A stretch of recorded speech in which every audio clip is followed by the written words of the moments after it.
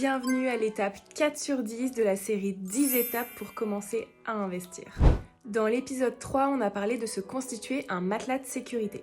Et si je faisais un tour de table avec vous tous, il y aurait vraiment des montants très différents. Et qu'est-ce que ça montre? Que chaque personne et chaque situation sont différentes.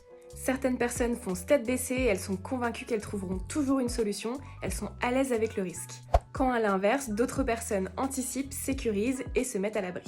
Et ça fait totalement écho à l'étape 4, connaître son profil de risque ou profil d'investisseur. Devant les fluctuations de marché, nous ne sommes pas tous égaux.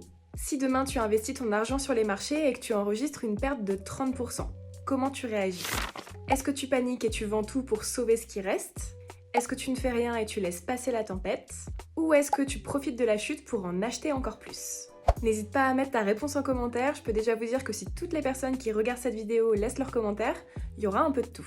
Cette simple question te donnera déjà une petite idée de ton profil de risque. Mais pour aller plus loin, je te mets un lien en description pour faire un test complet gratuit. Je vous mets mon propre résultat ici, le test prend environ 5 minutes à réaliser.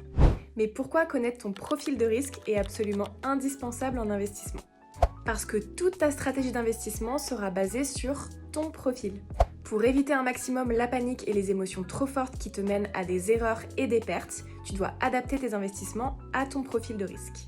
Si tes choix de support d'investissement sont trop risqués par rapport à ton profil, tu risques d'être constamment stressé et guidé par la peur. Or, quand on investit, nos émotions peuvent être le pire ennemi des bonnes décisions.